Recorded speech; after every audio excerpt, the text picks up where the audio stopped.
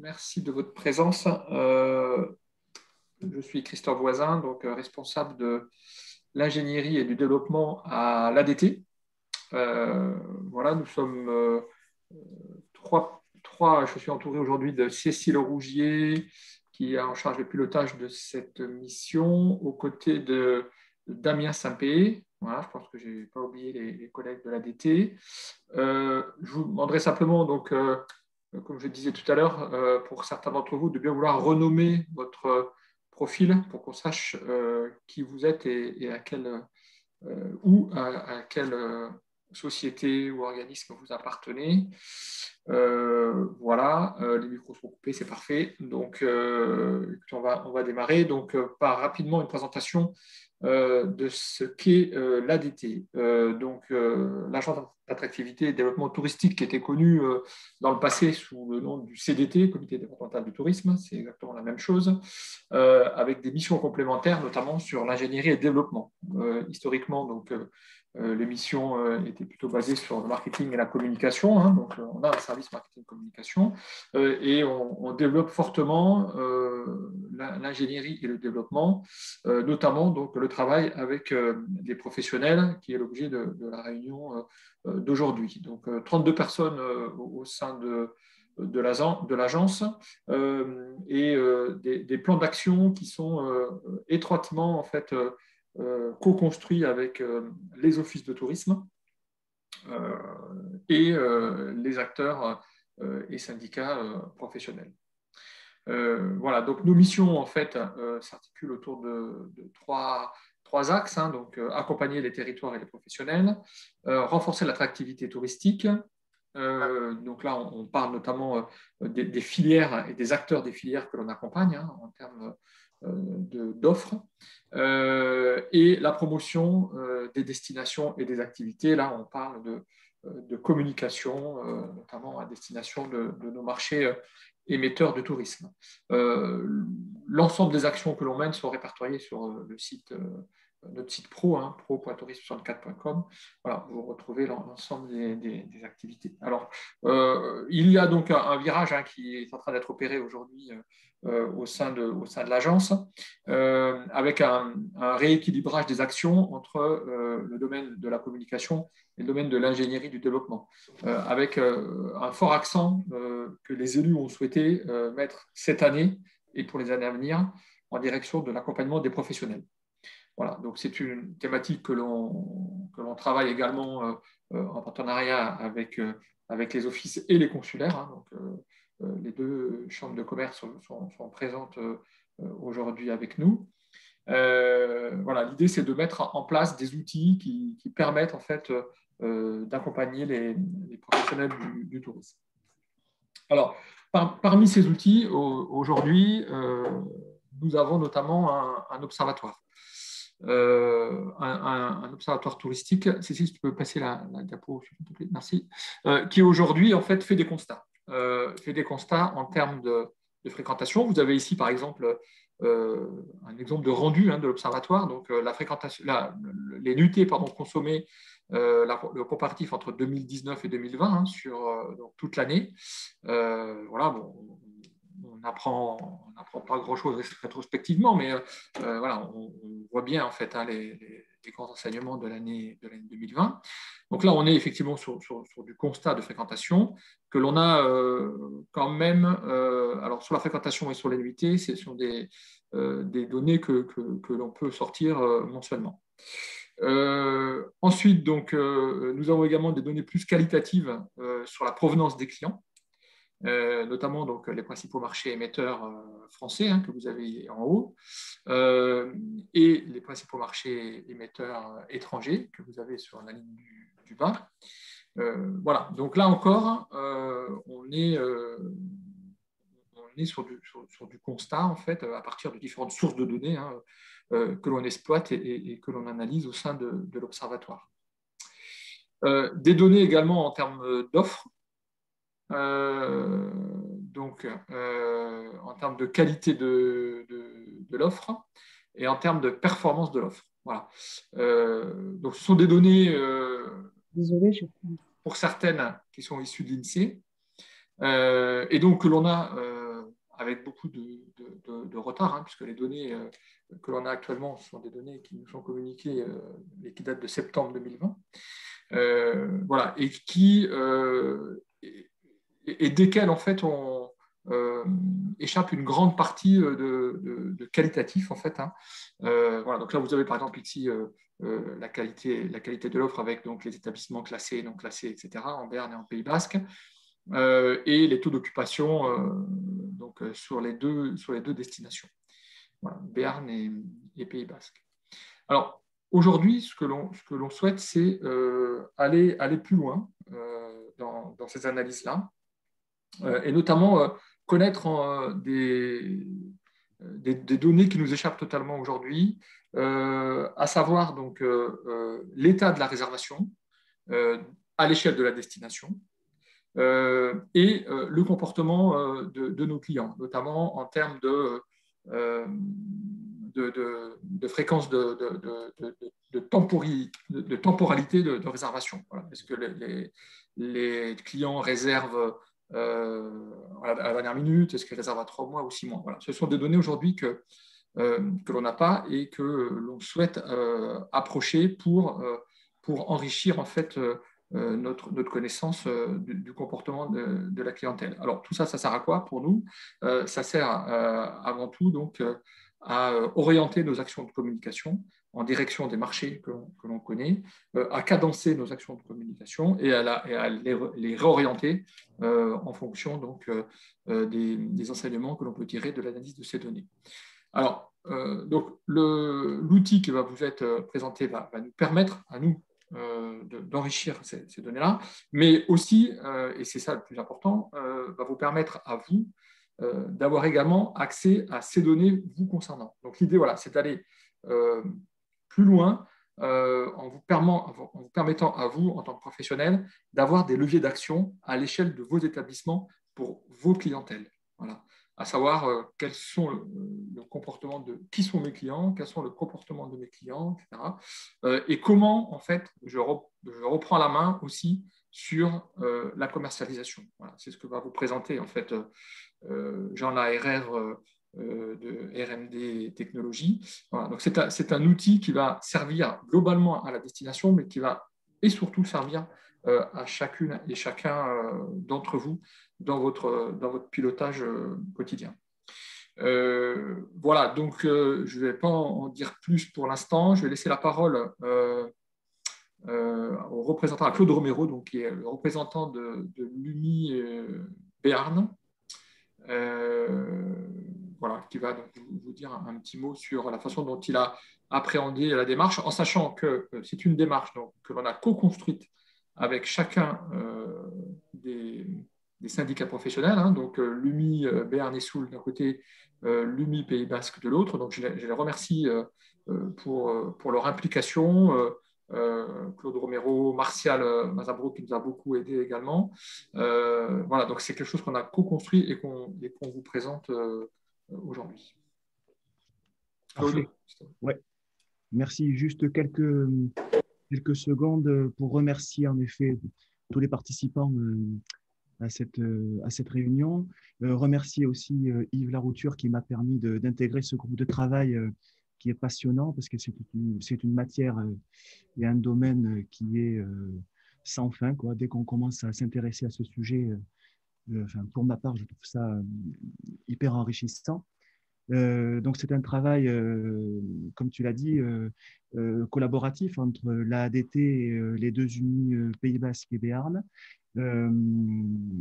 Tout ça n'aurait pas vu le jour, je pense, aussi sans l'implication très forte de Martial d'Arbonne, qui a énormément travaillé en sous-marin à l'élaboration des PowerPoint et puis de regarder si tout ça était très concret, pédagogique. Et, voilà, donc encore merci beaucoup à Martial.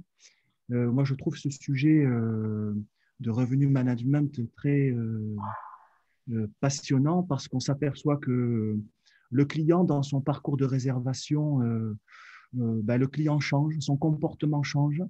Il a face à lui des territoires qui veulent absolument récupérer de la clientèle. il a face à lui des hôtels qui veulent absolument se remplir. Et du coup, l'offre est très diversifiée, l'offre, elle est énorme.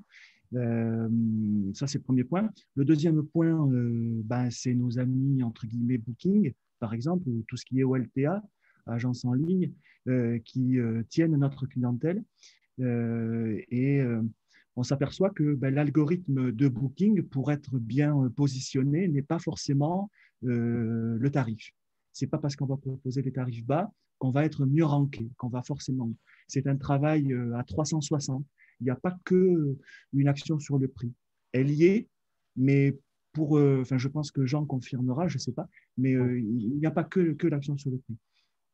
Donc, en fait, on s'aperçoit, encore une fois, qu'à cause de cette crise sanitaire et économique, il va falloir qu'on s'adapte, que notre métier et notre comportement en tant qu'hôtelier va devoir s'adapter. On l'a déjà eu fait par le passé lors de différentes évolutions technologiques, notamment avec l'arrivée de ces OLTA. Ça doit exister depuis une vingtaine d'années. Avant, elles n'existaient pas. Donc, quand elles sont apparues sur le marché, il a fallu faire avec. Donc, encore une fois, là, il va falloir faire avec, il va falloir s'adapter. Et il va falloir s'adapter au client qui a face à lui un objet téléphone auquel il peut parler. Et il va faire réserve-moi chambre pas chère, vue mer à Saint-Jean-de-Luz pour le 18 juin. Et sans aucune autre action de sa part, il va avoir une liste d'hôtels. Et pourquoi cette liste et pas une autre? C'est l'occasion de se poser, et c'est, je pense, ce que va proposer RMD dans la présentation de ce matin. C'est l'occasion de se poser, de réfléchir comment être visible lors de ces recherches-là. Qu'est-ce qu'il faut faire pour être visible? Il n'y a pas que le tarif. Il faut avoir de belles photos, il faut avoir de la disponibilité, il faut répondre à ses commentaires, il faut faire plein de choses. Et enfin, le dernier point que je voulais dire, c'est qu'on s'aperçoit que il va falloir gagner de l'argent ou en tout cas essayer d'en perdre le moins possible. Et pour cela, il va falloir qu'on se dise que je ne peux pas avoir un seul prix toute l'année. Je ne peux pas me vendre au même prix du 1er janvier au 31 décembre. Et ça, malheureusement, c'est ce que pratiquent les compagnies aériennes, c'est ce que pratique la SNCF. Je pense qu'avec les annonces de hier soir, ça serait super rigolo de voir comment les tarifs des TGV, je vois déjà avec une alerte de la République à Pau, il y a 2 TGV sur 5 qui sont complets, donc j'imagine que les tarifs vont monter. Voilà, c'est ça, quoi. C'est au bon moment monter ses prix, au bon moment les baisser, au bon moment chercher de la visibilité. Et baisser son prix, ce n'est pas encore une fois, c'est pas la seule solution. On peut offrir un service supplémentaire, on peut offrir le petit déjeuner, on peut offrir un surclassement sur une chambre premium, on peut offrir, bref. Et tout ça, ça va nous donner de la visibilité, parce que je crois que c'est le nerf de la guerre, quoi. Quand on va se déconfiner, on va vouloir être visible dans ses recherches Google, dans ses recherches Booking, sur tous ces GAFA. Il va falloir accepter qu'ils existent. Voilà ce que je peux dire. Et donc, la solution proposée ce matin, je trouve qu'elle s'inscrit totalement dans ces réflexions-là. Voilà. Merci Claude. C'est une bonne introduction, effectivement, oui. Parce que, va dire Jean. Simplement, donc, ce qui va vous être présenté, pardon, et en fait l'audit de maturité. On a souhaité en fait engager d'ores et déjà la démarche avec RMD Technologies et donc financer sur fonds ADT cet audit en fait qui permet d'avoir la photo à aujourd'hui de la maturité commerciale de l'hôtellerie 64 à partir donc d'un panel, d'un échantillon représentatif de l'hôtellerie sur le département.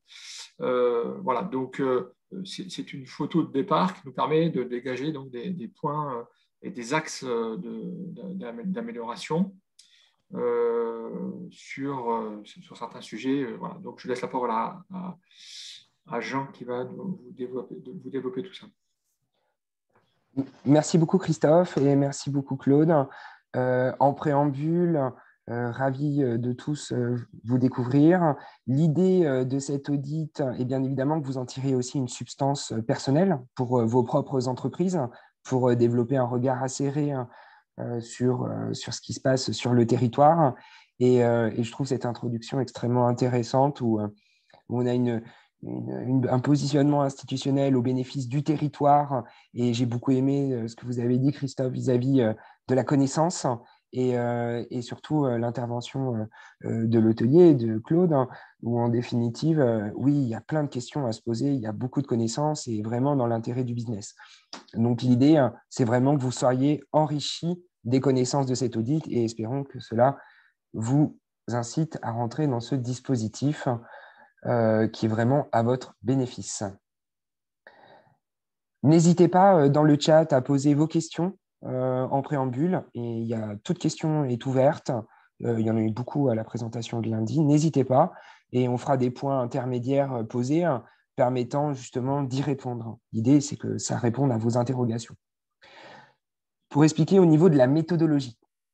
Donc, nous avons évalué sur un panel qui va vous être présenté ce qu'on estime être des axes fondamentaux pour pouvoir se commercialiser. Alors, il y a en effet toutes ces questions de visibilité qui ont été développées. Et en préambule, il y a énormément de points extrêmement simples qui ramènent beaucoup de chiffres d'affaires et qui, en cascade, développent forcément l'économie du territoire. Donc, on a évalué cette espèce d'indice de compétitivité autour des 5 piliers du revenu management. Je vais après vous détailler les différents sujets. Pour se poser des questions telles que est-ce qu'on arrive à correctement valoriser les chambres d'un hôtel? Parce qu'on parle toujours du prix, du premier prix, mais il y a plein de prix dans un hôtel. Est-ce qu'aujourd'hui, le territoire sait lire le calendrier à venir, qui est en effet, hier soir, on a été encore une très belle démonstration, qui est relativement incertain en ce moment. Mais malgré tout, il existe des règles, des leviers qui sont à la portée de tous. Et ça, on va regarder ça ensemble. Aujourd'hui, comment se positionne un prix dans un marché, qui est une question de fond aujourd'hui qui anime normalement tout hébergeur? Quel est le bon prix aujourd'hui dans lequel je m'exprime? Tout à l'heure a été évoqué justement, est-ce qu'on est capable de produire des habits en ligne et en cascade, augmenter la visibilité de son établissement et de manière intrinsèque celle de la destination. Capacité aussi avant de les transformer vos chambres en direct. Oui, le direct n'est pas mort, il est encore très présent. Maintenant, faire attention. D'ailleurs, au passage, je vous invite à contrôler vos tarifs sur booking.com qui, de toute évidence, rogne sur ses commissions. Je vous invite à contrôler pour vous-même les règles de disparité. J'ai contrôlé 4 hôtels ce matin et les 4 hôtels étaient en disparité inversée. Donc bon, c'est ce genre de pratiques un peu violentes qui aujourd'hui nous mettent en difficulté. Ce n'est pas forcément que de la visibilité, c'est une question aussi de relations commerciales. Donc, sans transition, on va rentrer dans qu'est-ce que le revenu management. Alors, généralement, il y a une espèce de méconnaissance sur cette thématique où finalement, on imagine que c'est juste du yo-yo tarifaire qui est instruit dans le temps. Non, c'est quelque chose de très structurant. C'est vendre le bon produit au bon client au bon moment et au bon prix et surtout le bon canal. C'est une somme finalement de ni plus ni moins de la compétence qu'on appelle le marketing. Comment bien vendre son produit. Vous avez l'illustration ici d'un hôtel présent dans l'échantillon de l'étude. Vous avez le temps sur l'année 2021 et ses prix en ordonnée. Et vous voyez avec quelle précision aujourd'hui de gestion des cycles, ces tarifs sont ordonnés. C'est un hôtel qui sait lire son calendrier, qui sait analyser ses données du passé et se dire comment je positionne ma stratégie de prix dans le contexte qu'on connaît.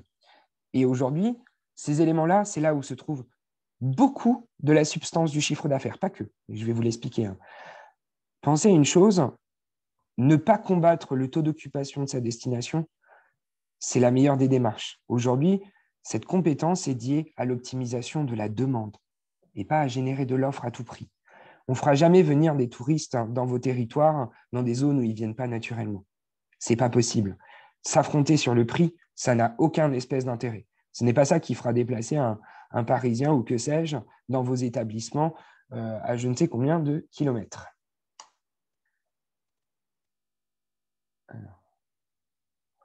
Donc, autour de ces piliers, nous avons évalué sur l'intégralité du territoire le bon moment.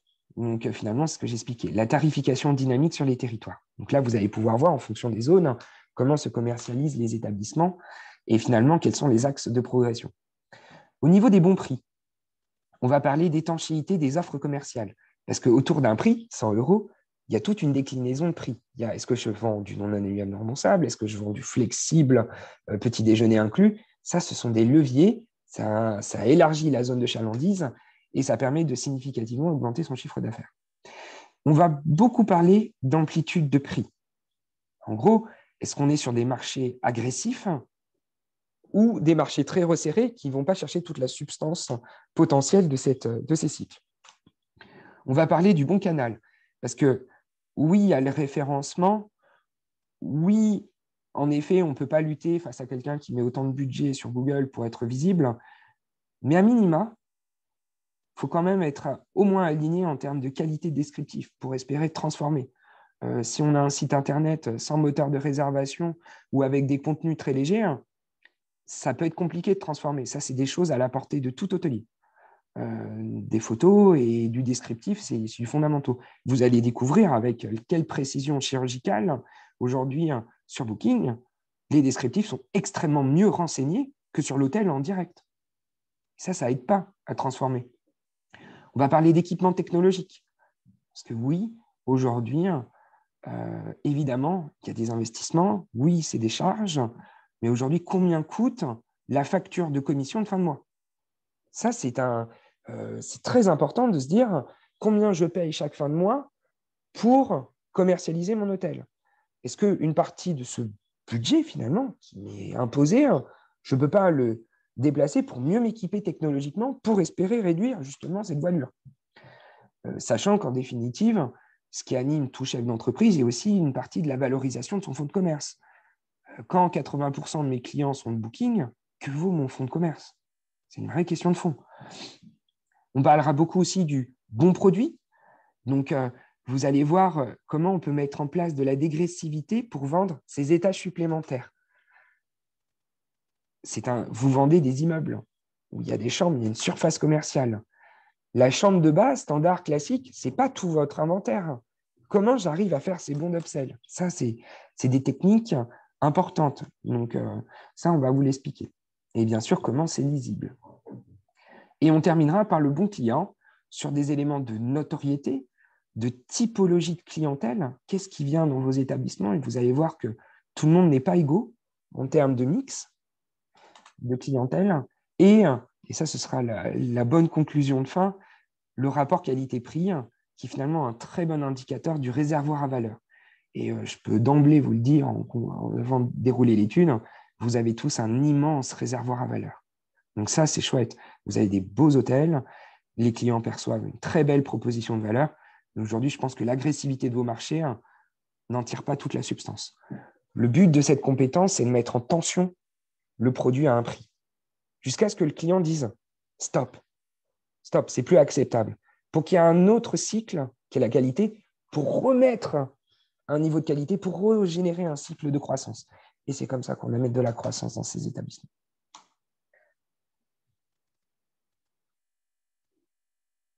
Alors, au niveau de la composition de l'échantillon de l'audit, donc nous avons évalué 60 hôtels dans le département, répartis suivant la cote, une cote-part qui représente l'offre. Donc, bien sûr, il y a eu beaucoup d'hôtels dans la côte basque qui représentent 54% de l'offre. On en a pris dans le Pays basque intérieur, dans le Béarn et bien évidemment à Pau. Aujourd'hui, dans cette étude, représente 18% de la représentativité en nombre d'hôtels, 23% en représentativité en nombre de chambres. Nous avons été vigilants à ce qu'il y ait une parfaite représentation des indépendants, des chaînes intégrées et des chaînes volontaires. C'est quelque chose d'exhaustif et précis. Et bien évidemment, nous avons respecté aussi les classifications pour avoir quelque chose d'extrêmement représentatif. Dans le détail, vous avez ici la représentation, par exemple, de la côte basse, donc 69% d'hôtels indépendants, 14% d'intégrés, 16% de volontaires. Dans l'échantillon, nous avons 70, 17 et 13. Et ça pour toutes les zones de l'étude. Nous avons un échantillon extrêmement représentatif de l'offre du département dans cette étude. Donc, ce n'est pas parce qu'il y a plus d'établissements de chaînes intégrées que… Non, c'est parfaitement aligné et parfaitement représentatif. Donc, sans transition, on va pouvoir attaquer sur vendre au bon moment. En gros, c'est la base de la compétence de commercialisation, c'est d'identifier le calendrier à venir pour observer les opportunités et les risques. En gros, qu'est-ce que j'ai fait et qu'est-ce que je peux potentiellement faire?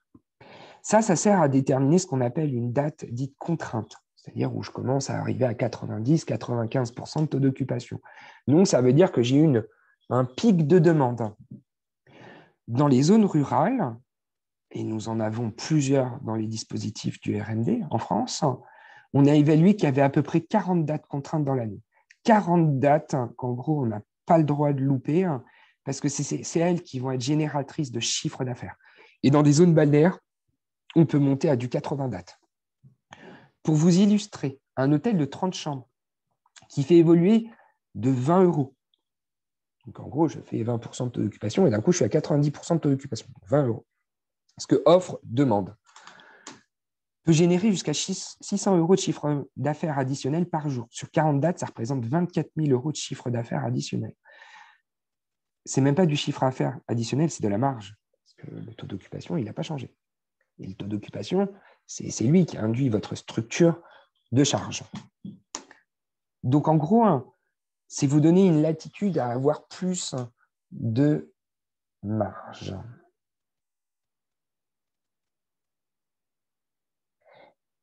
Sans transition, on va pouvoir observer donc la zone Côte Basque. Donc, vous avez les dates dans le temps jusqu'au 31-12. C'est la 21-12 sur le graphique. Vous avez une dizaine d'hôtels qui ont été évalués. Dans les ordonnées, vous avez les échelles de prix. Après, en tiré continu, vous avez les hôtels indépendants. En pointillé clair, vous avez les hôtels de chaîne intégrée. Et en pointillé un peu épais, les hôtels dits de chaîne volontaire. Ici, vous avez Pâques, l'Ascension et la Pentecôte. Donc Pâques, on va se l'accorder. C'est très, très risqué en ce moment, en plus compte tenu du contexte actuel. Toutefois, qu'est-ce qui s'est passé sur la Côte Basque? 50% des hôtels ne tiennent pas compte des week-ends de pont. Malheureusement, l'année dernière, c'était l'alignement des planètes, celui qu'on aime bien, qui nous donne 4 ponts dans l'année. Bon, on ne l'a pas eu. Cette année, du coup, Pâques, c'est mort. Donc, il ne nous reste plus que 2 ponts, c'est l'Ascension et la Pentecôte. 2 ponts très forts, où la France est presque remplie à mort. Et où on peut tirer toute la substance de chiffre d'affaires. Et en définitive, vous voyez, il y a des établissements qui ont cherché toute la substance en termes de capacité de vente, et il y a des établissements qui ne vont pas aller la chercher. Là se cachent, à l'échelle de la Côte Basque, des centaines de milliers d'euros de chiffre d'affaires non récupérés. C'est extrêmement dommage. Ce qu'on observe aussi dans cet environnement, c'est qu'en période basse, en gros, c'est chaud. Ça va dans une fourchette de prix entre 100 et 50 €. Pour 50 €, vous avez une concentration, une nasse dans laquelle le marché s'affronte. Après, quand la saison commence, c'est là où il commence à y avoir un peu d'oscillation. Mais vous voyez, elles sont extrêmement timides. Donc, bien sûr, tout le monde n'a pas une latitude comme du 4 étoiles à aller fort. Mais vous voyez, entre 2 et 4 étoiles, on n'a pas la même capacité à aller chercher de la valeur. Là, on a à peine une dizaine d'euros de valeur, alors que dites-vous bien que pour faire 56% de taux d'occupation, il y a quand même une certaine quantité de dates où on frise le 100%. Et ça, c'est dommage. Là, il y a énormément de substance de chiffre d'affaires. Et des établissements qui fonctionnent par palier saisonnier, un mois, un type de tarif. Aujourd'hui, notre activité dans le tourisme est extrêmement cyclique. Est-ce que c'est de la clientèle de semaine? Est-ce que ça vient sur uniquement le mardi, mercredi, jeudi? Ou est-ce que c'est de la clientèle de loisirs week-end, et dans ces cas-là, c'est le samedi qui est très fort et le vendredi moyennement fort? Ça participe finalement à aller chercher l'intégralité de la substance du chiffre d'affaires.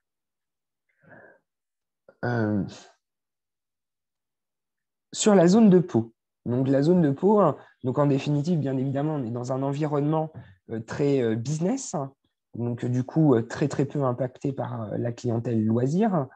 Et finalement, on observe une gestion du cycle de semaine. Assez classique, pas très étonnant.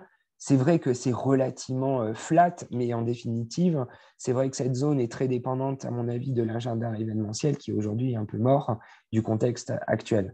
Toutefois, ce qui est intéressant à observer, c'est qu'on a encore des hôtels qui n'ont aucune fluctuation tarifaire et qui finalement, c'est dommage pour eux, ils pourraient aller chercher un peu de substance. Pour cet hôtel, qui irait chercher 10 € par vaguelette sur 80 dates fois X nombre de chambres, ça peut aller très très vite.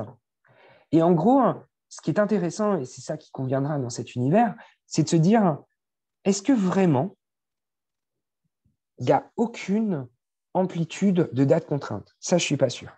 Parce que même dans des zones urbaines, sans forcément une grosse tension de loisirs, il y a quand même, dans la lecture des cycles, quelque chose qui peut l'amener.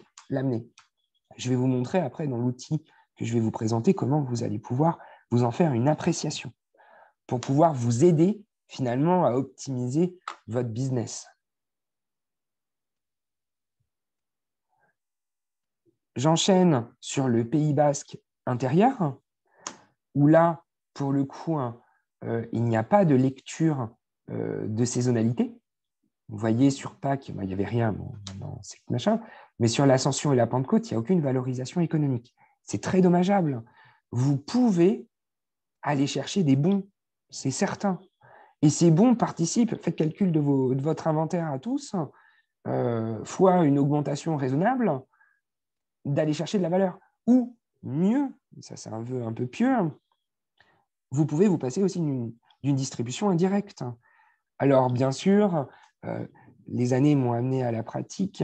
Beaucoup d'hôteliers sont extrêmement frileux à fermer, bien évidemment, nos chers OTA. Oui, quand on ferme les OTA, on fait le pari, finalement, d'attendre un épuisement de l'offre de la plateforme. Parce que dites-vous bien une chose, ces plateformes ne vivent que d'une chose, de votre stock et de vos tarifs. Ils n'ont pas de stock, ils n'ont pas de tarifs, ils sont morts. J'imagine que ça a dû vous arriver plusieurs fois de tout vendre, il n'y a plus rien de disponible, et là, le téléphone sonne à mort.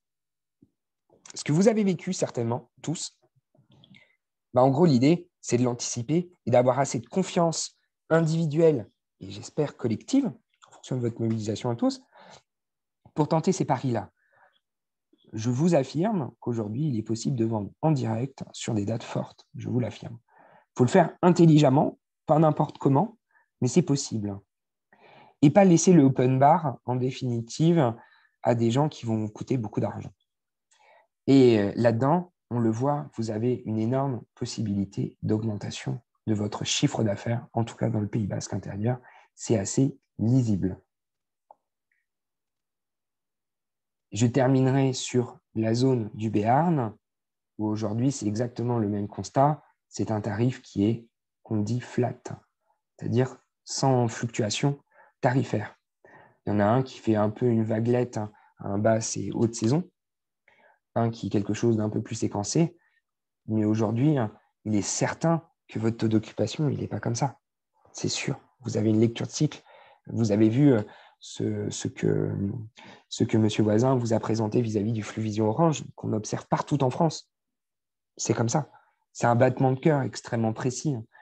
L'idée, c'est de bien le comprendre. Et c'est le but, pour pouvoir en tirer toute la substance. Pensez que en illustration, on est déployé par exemple dans le Morvan, dans la Nièvre, donc dans une zone rurale. C'est exactement les mêmes cycles. Les hôteliers qui ont mis ça en place ont gagné beaucoup de chiffre d'affaires. Et ce chiffre d'affaires amène une notion de confiance, une appréciation du risque pour justement être moins dépendant des tiers intermédiaires. Dernier élément sur la vendre au bon moment, c'est une notion de disponibilité. Aujourd'hui,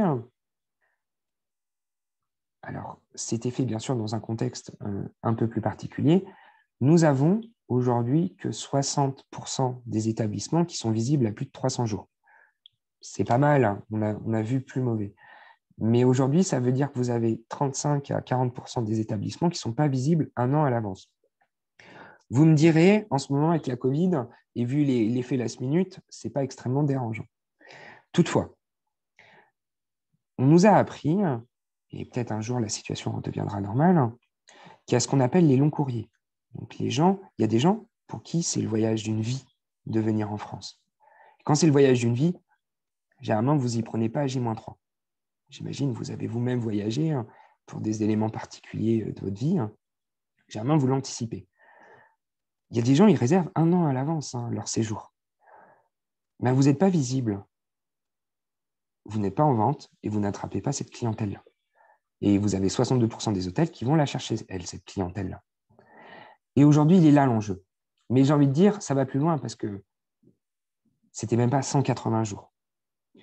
Très classique sur ce qu'on a pu observer de comment fonctionnait un hôtel, parce que nous-mêmes, on a beaucoup piloté dans le passé. Généralement, on met sa disponibilité pour l'année civile, et encore, là, ce n'est pas le cas de tout le monde. On attend septembre-octobre de déterminer les budgets et comment on va se vendre l'année suivante pour donner la disponibilité. Mettez-vous disponible. Au pire, mettez les mêmes tarifs que cette année. Vous réajusterez plus tard. Ça ne va pas se jouer à 10 € près sur ces quelques réservations. Par contre, si vous attrapez 10-20 réservations à l'avenir, c'est toujours un peu plus de beurre dans les épinards, comme on dit. Et aujourd'hui, un des enjeux sur lequel on va travailler aussi, qui est un sujet, c'est la disponibilité sur la place de marché. Pensez qu'aujourd'hui, il y a un trafic très significatif sur les sites territoriaux. S'il n'y a pas de stock, on ne peut pas espérer produire. C'est le nerf de la guerre. Lui, pourquoi il produit? Parce qu'il a du stock et des tarifs, ni plus ni moins. Et s'il n'y a pas de stock, il n'y a aucune capacité à produire. Si lui était à ce niveau de lui, croyez-moi, ça ne produirait plus grand-chose. Bon, malheureusement, ce n'est pas demain la veille que nous arriverons à mobiliser, malheureusement, les hôteliers à fermer les vannes. Et d'ailleurs, au passage, faites très attention à votre disparité en ce moment. Sachez qu'ils rognent leur commission. Donc, je vous invite à être très vigilant sur votre propre distribution. J'ai eu quelques surprises. Voilà. N'hésitez pas si vous avez des questions. C'est très important. Donc maintenant, on va pouvoir enchaîner sur vendre au bon prix. Alors, je voulais vous montrer ceci. Les veilles tarifaires. Je le sais, pour pratiquer le sujet auprès de nombreux hôteliers, c'est l'axe numéro 1 de décision d'un hébergeur. C'est ce qui l'anime au quotidien, c'est combien se vendent les copains à côté. Oui, bien sûr, nous sommes dans un univers de marché où il y a une concurrence. Ces outils ne participent qu'à une chose, à vous affronter. En gros, à encourager de la déflation. Je me suis toujours posé la question pourquoi cette information était si facilement libre d'accès et pourquoi il y avait autant d'acteurs. Pour faire simple, mettre en place un rate shopper, donc un capteur de prix logiciel sur Booking.com, vous n'avez aucune résistance de la part de l'OTA. Pourtant, croyez-moi qu'ils ont les moyens de bloquer ces robots. Je peux vous l'assurer. Pourquoi? Parce que finalement, plus vous vous affrontez sur le prix, plus vous perdez en prix moyen. C'est une des parties de la raison que j'ai évaluée. Après, je n'ai pas la science infuse, je ne suis pas dans le bureau secret des affreux. En gros, qu'est-ce qui se passe? Vous perdez en prix moyen, donc vous perdez en chiffre d'affaires. Donc, il vous faut du volume. Quel est le meilleur générateur de volume? C'est sûr, ce n'est pas la base contact que vous avez dans votre CRM qui va vous générer du volume. Donc, du coup, forcément, c'est plus facile d'appuyer sur le bouton promotion. Pensez à une chose, le prix est important, le positionnement est important, mais aussi il faut écouter votre propre cycle et comment fonctionne la destination. Vous voyez, quand je vous ai montré les bars à venir. Si vos voisins font n'importe quoi et que vous êtes à peu près certain de votre niveau de remplissage, laissez faire. En gros, aujourd'hui, vous avez tout un système informationnel qui vise à vous pousser à l'affrontement. Si vous devez garder quelque chose de ce que je vous dis, soyez vigilant sur les informations qu'on vous communique. Ce n'est pas naturel, ce n'est pas altruiste. Le but, c'est de faire du business. Et donc, on va vous aider à prendre de la hauteur sur l'amplitude tarifaire. qu'est-ce que l'amplitude tarifaire? En gros, vous avez votre tarif d'Irak, votre tarif affiché à l'entrée de l'hôtel. Et forcément, vous avez votre tarif le plus bas. Donc ça, c'est votre grille tarifaire. Donc, c'est ce que nous avons évalué sur tout le territoire. Quand était votre tarif le plus bas et votre tarif le plus haut? De notre expérience, je vais vous donner différentes destinations sur lesquelles nous avons piloté. La bonne amplitude, à Paris, c'est l'équivalent de 2. C'est-à-dire je vends à 100 au plus bas, 200 au plus haut. À Paris, avec des Fashion Week, des air shows, des machins, enfin bref, du gros agenda événementiel. Plus de 2, ça veut dire une chose, ça veut dire qu'on ne sait pas se vendre. Ça veut dire que soit je suis trop haut, mais généralement, ce n'est pas le cas, parce que si je suis capable de se mettre à ce prix-là, c'est que je suis capable de le vendre. Ça veut dire que je suis capable de descendre très bas. Et ça, ce n'est pas bon pour quand on est tout en haut. Parce qu'un positionnement, ça s'évalue sur toute l'année. Il est très incompréhensible pour un client de payer 300 et de payer 100 à une autre période. Ce n'est pas le même type de segment, de positionnement. Et donc, qu'est-ce qu'on a observé? On a observé une amplitude moyenne sur la côte basque de 1,6, ce qui correspond finalement à des zones balnéaires. 1,6 étant une moyenne. Après, vous pouvez être un peu plus fort en fonction de votre degré d'expertise, ou un peu plus faible. Donc ça, on a trouvé que c'était cohérent. Sauf que on a 30% des hôtels de la côte basque qui sont inférieurs à cette moyenne. Donc des gens qui sont à une amplitude de 0, de 1,1, donc ils font varier leur prix de 10%, alors qu'ils ont cette capacité de faire varier à 60%. Donc ça, cela, il y a 30% des hôtels qui peuvent progresser en termes de chiffre d'affaires. Donc ça, c'est intéressant. On a 30% qui se vendent entre 1,5 et 2,2. C'est pas mal. Ça, c'est cohérent. C'est cohérent avec ce qui existe. Bon, 2,2, c'est un peu élevé, mais en définitive, c'est pas mal. Et quand même, 40% qui se vendent au-delà de 2,3. Jusqu'à du 3 et des bananes, c'est immense. Ceux-là sont extrêmement agressifs dans leur marché. Ceux-là, ils savent bien se vendre et ceux-là, ils peuvent progresser. Donc, qu'est-ce qu'on observe sur la côte basque? Un univers concurrentiel féroce et qui participe finalement à la perte de tous, qui est au bénéfice de personne. Mais il y en a une poignée qui, eux, sont très très bien dans leur marché et qui, à mon avis, s'en sortent très bien. En allant sur Pau, qu'est-ce qu'on a observé? On a observé une amplitude moyenne de 1,3. 1,3, c'est ce qu'on fait dans le Morvan, dans une zone rurale. Aujourd'hui, vous êtes dans une zone urbaine. Ça veut dire quoi? Ça veut dire que vous êtes tous extrêmement resserrés au niveau de vos grilles tarifaires. Donc, en gros, votre positionnement, il est presque toute l'année. C'est un peu dommage, parce que quand il y a de l'activité, vous pouvez aller chercher de la valeur. Donc, aujourd'hui, en gros, c'est un marché, c'est une nasse dans laquelle tout le monde est resserré. Personne n'ose réellement bouger. Alors, il y en a qui sont positionnés dans des tranches de prix, mais malgré tout, ça ne va pas chercher de la valeur. Alors, ce que je trouvais rigolo, 40% des hôtels de l'étude ont une amplitude nulle. Même tarif toute l'année. Même pas basse moyenne. Bon, après, on est dans une zone urbaine. Alors, ce que je trouvais rigolo, c'est qu'il y avait un hôtel qui avait 2,2 d'amplitude tarifaire. Alors, soit il est très brillant, soit il se passe quelque chose de très bizarre. Mais en tout cas, pour qu'il ait une amplitude de 2,2, c'est que lui, il a identifié quelque chose. Donc, est-ce qu'il y a une saisonnalité? Ça, je ne sais pas dire, je n'ai pas encore on n'a pas les informations. Et c'est ça, les informations économiques qui sont utiles pour vous, pour votre business et pour la lecture du territoire. C'est est-ce que ça, c'est déconnant? Est-ce que ça, c'est censé être la norme? Mon sentiment, c'est qu'il y a un entre-deux.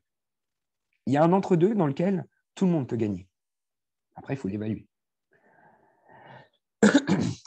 Dans le Pays basque intérieur, alors, petite précision, oui, on a retiré un hôtel 5 étoiles qui se vendait extrêmement bien, qui avait une amplitude de 2 et un maximum à 443 €. Donc, zone rurale, peut-être, mais en tout cas, il y a des établissements qui sont capables de faire 200, 400. Donc, il y a bien une lecture de saisonnalité. Donc, je ne l'ai pas mis parce que du coup, ça aurait ramassé la lecture du graphique. En gros, on avait 3 hôtels dans l'étude qui n'avaient aucune disponibilité en vente. Alors, je comprends les zones d'incertitude sur quand est-ce qu'on ouvre, etc., etc. Ça ne mange pas de pain d'être ouvert à la vente. Vous ne prenez pas de grands risques. Par contre, au moins, vous constituez un petit peu de portefeuille. Alors, je comprends que le climat est extrêmement anxiogène et très difficile. Tout le monde le partage. Mais allez chercher un peu de volume. Il y a quelques résas qui tombent. Pas beaucoup, mais il y en a. Si vous n'êtes pas en vente, vous êtes mort. Vous ne vendez rien. Et en gros, l'amplitude moyenne était de 1,2. C'est très, très, très faible. Alors, il y en a quelques-uns qui sont sur 1,3, c'est cohérent, mais il y en a quand même 1,1. C'est très dommage. Vous pouvez faire mieux. Vous avez du potentiel. Voilà. Maintenant, ce qu'il faut, c'est vous aider à le lire. Et dans le Béarn, donc on avait 50% des hôtels qui n'appliquaient pas de variation tarifaire. Il ne faut pas penser que c'est une usine à gaz. C'est quelque chose de logique. Il faut juste prendre un peu de temps, de se dire comment j'ai vendu, comment je peux vendre, et tester les paris. Alors bien sûr, pensez à une chose, vous le savez pertinemment, pour tous les chefs d'entreprise qui sont présents, le profit est connecté au risque. Pas de risque, pas de profit. Ça, c'est très clair. Après, c'est de le faire intelligemment pour qu'il y ait une appréciation du risque. Vous avez forcément une saisonnalité là. C'est obligatoire. Il y a forcément des flux qui sont à minima, basse, moyenne et haute saison.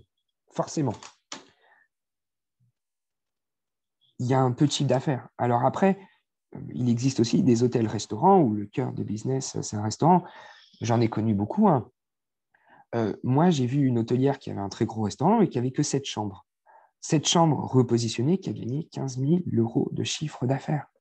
Ça change beaucoup de choses parce que 15 000 € de marge dans un restaurant, il faut en vendre de la bouteille de vin pour pouvoir y arriver. Donc, ce n'est pas facile. Et aujourd'hui, vous avez cette latitude, vous avez cette capacité. Maintenant, ce qu'il faut, c'est vous amener les éléments statistiques pour trouver confiance en vous. Après, ici, nous avons évalué donc, le minimum de l'échantillon dans sa gamme et son maximum. D'accord? Donc, dans toute la zone, vous avez sur les 2 étoiles, dans le département, et le maximum des 2 étoiles. Et donc, dans le département, vous pouvez observer que dans une fourchette de prix de 50 à 100 €, je peux m'acheter du 2, du 3 ou du 4 étoiles. Ça, c'est le problème. C'est un problème extrêmement structurant. Alors, j'ai envie de dire, ce n'est pas de votre faute, pas entièrement. C'est aussi vis-à-vis de la classification qui pose des véritables questions sur la porosité entre des 3 et 4 étoiles. J'aime bien poser cette question. Je mets au défi de quelqu'un m'explique c'est quoi la différence entre un 3 et un 4 étoiles. Donc, très compliqué. Et donc, aujourd'hui, on a une surconcentration, juxtaposition des tarifs et des positionnements qui n'est pas saine. Seuls les 5 étoiles font leur business un peu peinard, un peu dans leur coin. Donc, eux, c'est plutôt bien pour eux. Mais alors là, toute la nasse, toute la concentration est mal dessinée. Donc, du coup, ça ne participe pas à valoriser vos entreprises. Et donc, après, tout à l'heure, je vous ai fait un préambule sur l'étanchéité tarifaire. Donc, pensez bien, dans un tarif, vous avez plein de choses. Vous avez ce qu'on appelle le flexible, c'est-à-dire ce qui est annulable. Et après, ça dépend des conditions. Il y a le non annulable, le non remboursable, et il y a ce qu'on appelle le flexible Bibi. Derrière, on fait petit déjeuner inclus pour encourager l'achat du petit déjeuner. Alors, il y a toujours le débat, oui, nanina, je n'ai pas envie de payer de commission, ou pas, d'ailleurs, parce que c'est aussi sur le direct qu'on l'évalue, sur mes petits déjeuners. Pensez à une chose, c'est du profil d'achat. Il y a des gens qui achètent petit déjeuner inclus. Il y a des gens, quoi qu'il se passera, ils voudront acheter le tarif le moins cher. Donc, du non annulable, non remboursable. Le pas le proposer, c'est perdre potentiellement cette cible. Non annulable remboursable, pour précision, c'est quand même du full prépaiement. C'est-à-dire, vous encaissez maintenant votre réservation. Alors, dans le débat du moment, est-ce qu'on achète encore du non annulable, non remboursable en ce moment pendant le temps de la Covid? Je vous affirme que oui. Je vous affirme que oui. J'ai beaucoup d'hôtels qui vendent encore du non annulable, non remboursable. Bon. Ceci étant précisé que dans les CGV, on précise bien qu'en cas de cas de force majeure sanitaire, bien évidemment, ils seront remboursés. Mais hormis ce cas-là, vos CGV peuvent s'appliquer. Ça aide quand on a besoin de cash dans sa trésorerie. Et donc aujourd'hui, le NANR n'a franchement pas le vent en poupe. Sur la côte basque et Pays basque intérieur et encore moins dans le Béarn. À Pau, un peu plus. Vous êtes plus habitué à faire justement cette variabilité de tarifs. Le Bibi aussi, il n'a pas la côte. Pourtant, logiquement, vous proposez tous du petit déjeuner inclus. Pensez à une chose, ce que vous vendez est déjà vendu. Voilà, en gros.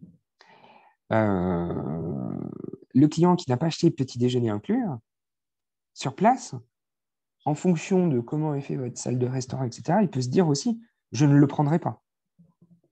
C'est un risque. Est-ce que ça vaut le coup de le vendre, de perdre 1 ou 2 euros ou un peu plus pour encourager cet achat et le sécuriser, ou de prendre le risque que la personne ne le prenne pas? C'est une appréciation, mais en tout cas, il y a une chose de sûre, ça je le sais, je l'ai appris, c'est qu'il y a des gens qui achètent Bibi. Et pas le proposer, c'est perdre potentiellement, c'est de raccourcir votre capacité de chalandise. Donc là-dessus, je vous invite à vous concentrer dessus et à vous poser des questions. C'est important. Toujours pas de questions?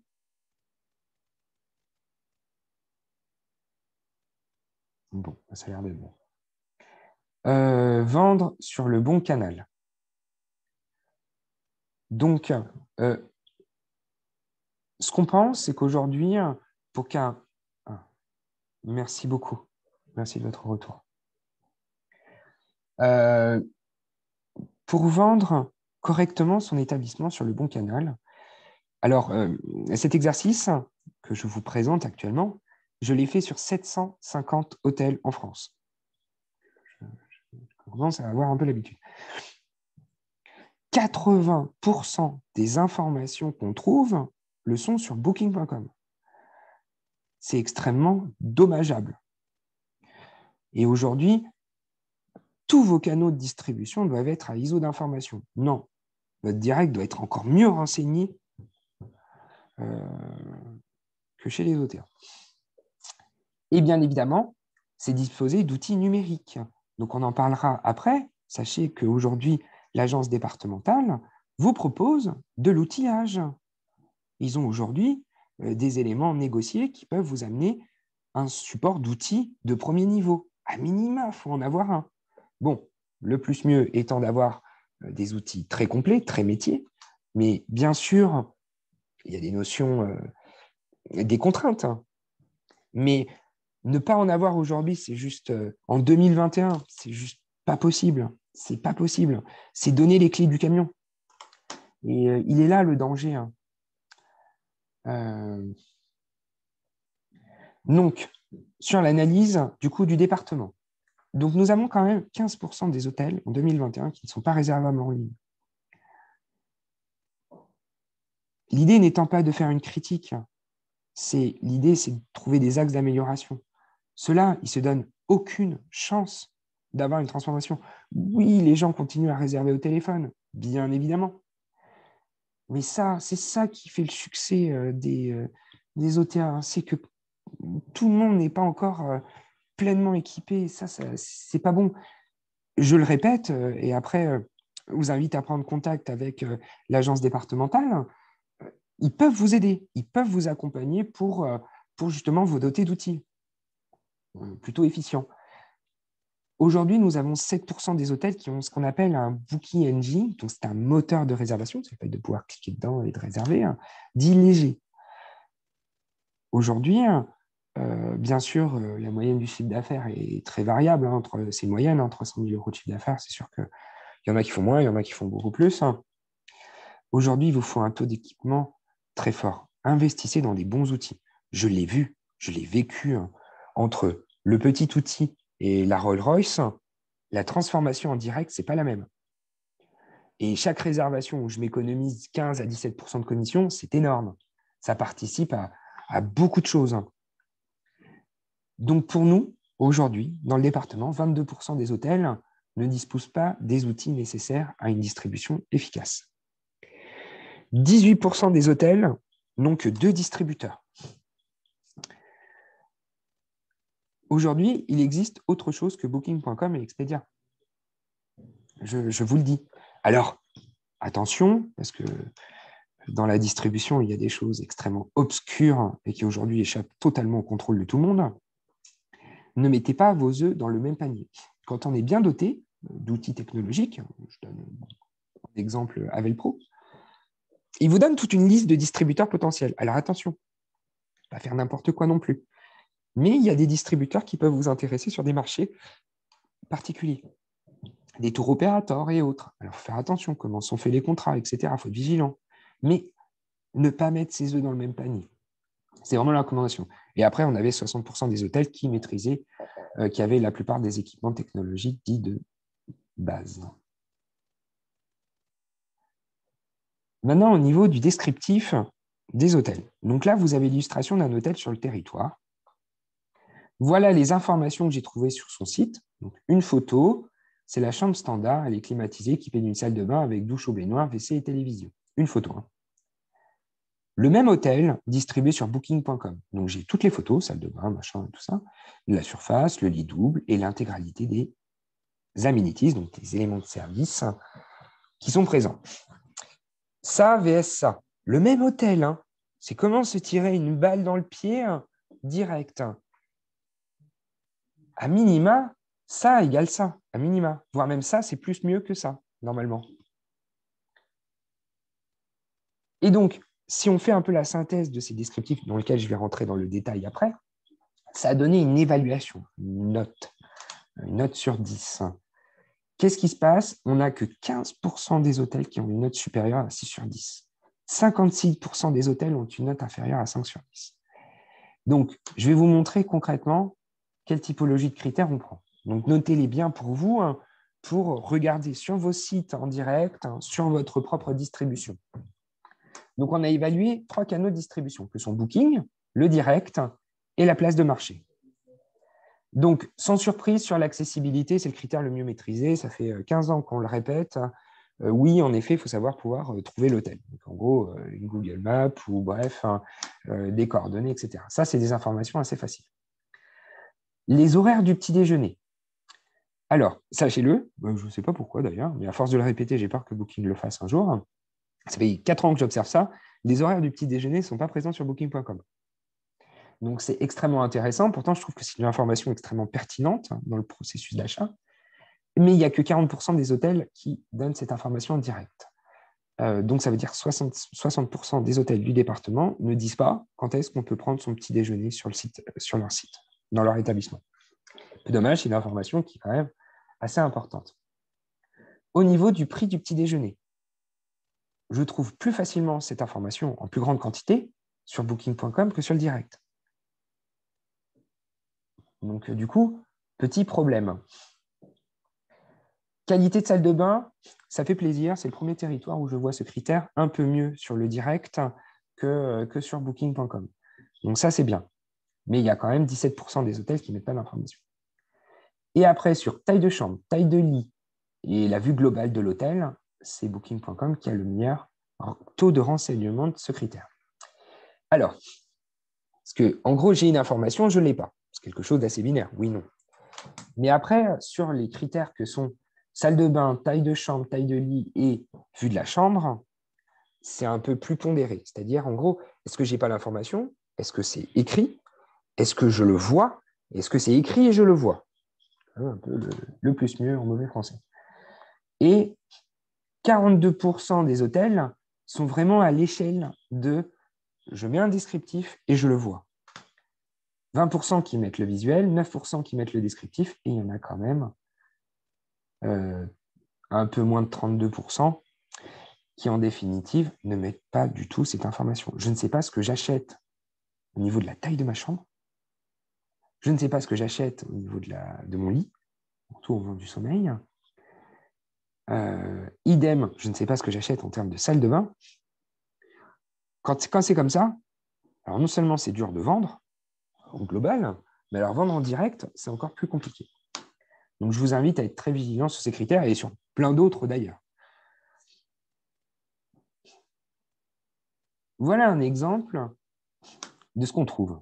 Donc, vous voyez sur booking.com, cet hôtel, il est extrêmement bien renseigné. Grand lit double, 13 mètres carrés, blablabla, enfin bref, des visuels, tout va bien. Je peux me faire une appréciation du lit, de la taille de la chambre, c'est plutôt bien fait. Sur le site de l'hôtel, donc pas de photo. Bon, je sais que c'est un grand lit, voilà, ok, il y a un texte. Ok, une salle de bain avec douche, WC et lavabo. Je ne la vois pas, je ne sais pas ce que c'est.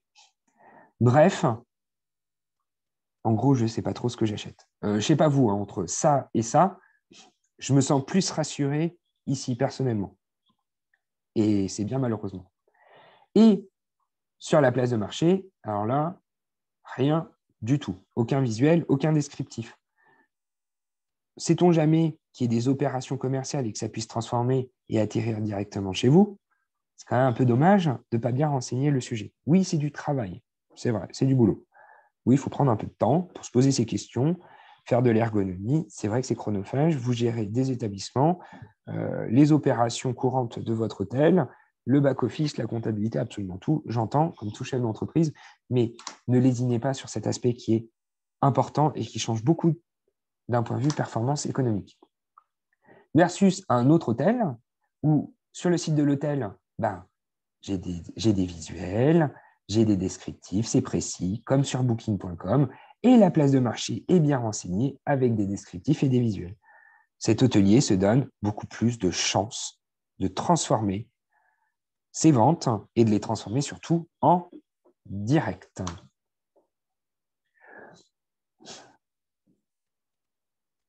OK. Donc, pour vendre le bon produit. Ça, c'est un élément très important qui est aujourd'hui extrêmement mal maîtrisé. Bon, sauf sur, bien évidemment, une grande partie des hôtels intégrés qui ont été pensés dans ça, sachant que le génie de Paul Dubrul s'est surtout exprimé. Donc, Paul Dubrul, qui est le fondateur du groupe Accor, très bonne source d'inspiration. Comment il a pensé à un Mercure? Regardez, c'est très intelligent. Vous avez des chambres standards. Ok, c'est la chambre standard. Après, vous avez des chambres privilèges. Généralement, bon, ça diffère en fonction des établissements, mais c'est quoi la différence entre une standard et une privilège? Bon, j'ai une espresso, j'ai des peignoirs, j'ai un surmatelas, généralement les plus grandes, et j'ai un petit coin salon. Boum. Ça participe à combien? À plus 20 euros. Plus 20 euros de transformation, de capacité, de vente additionnelle au desk ou en ligne, etc. Ça monte très, très vite en croissance de chiffre d'affaires. Par contre, j'ai une chambre tradition et je vends une chambre cosy. Et c'est quoi la différence entre la tradition et la cosy? J'ai des meilleurs rideaux, c'est plus joli. Faites-vous l'exercice de commercialiser, c'est très compliqué. Il faut des éléments de service, il faut que ça soit extrêmement tangible dans l'esprit. Et ça, c'est ce qu'on a évalué. Et donc, aujourd'hui, on a 20% des hôtels de l'échantillon, 8 départements, qui n'ont aucune différenciation de service entre leur chambre de base et leur chambre supérieure. Ça amène quelque chose de très visible que j'ai vu dans beaucoup d'hôtels. En gros, mes chambres de base, je les vends, j'en ai plus. Qu'est-ce qui se passe? Je surclasse mes clients et je revends des chambres de base. C'est dommage parce que les chambres supérieures, si c'était un peu mieux fait, je pourrais gagner un peu plus de chiffre d'affaires.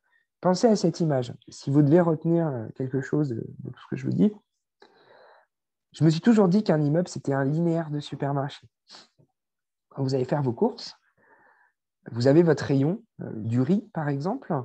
Vous avez du riz Eco Plus, vous avez Lustu Cru, vous avez le Reflet de France et vous avez le riz bio de Camargue, un truc de ouf. Bref, à la base, le client il vient acheter du riz. D'accord? Vous verriez comment c'est réfléchi en termes de structuration de produit-prix pour que vous soyez là comme ça et vous dites non, j'ai envie de me faire plaisir, j'ai envie de prendre ça. Sauf que derrière, bon, c'est du riz, on est d'accord. Mais derrière, il y a une vraie réflexion. Comment je m'intéresse à des cibles différentes ou comment je peux pousser un individu qui vient chez moi pour plein de raisons et comment il va se dire mais c'est quoi la différence entre ça et ça? Ah ouais, ça vaut le coup pour qu'il se fasse plaisir.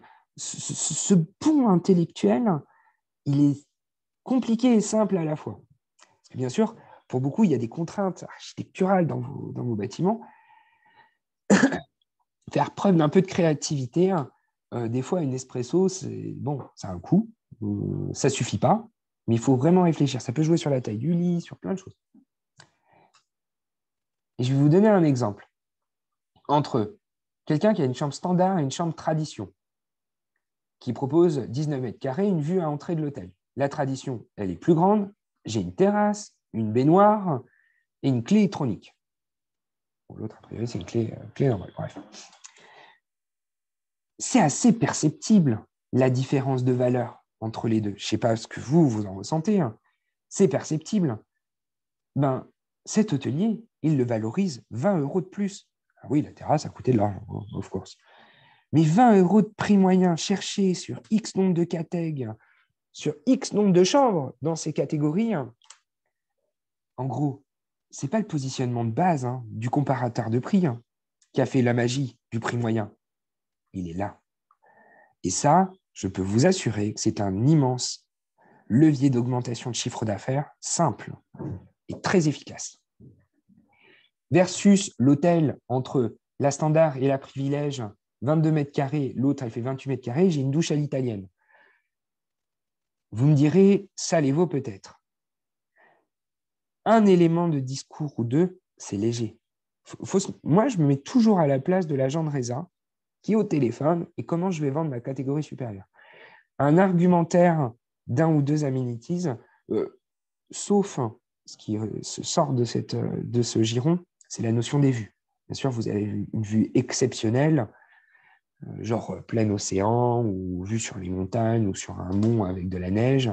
Bref, c'est sûr que c'est différenciant. C'est la seule équation qui ne rentre pas dedans. Mais là-dedans, vous pouvez rajouter 2-3 amenities qui ne coûtent pas très cher, un minibar offert, enfin bref, etc. Vous le mettez dans le prix de la chambre après, ce n'est pas très grave.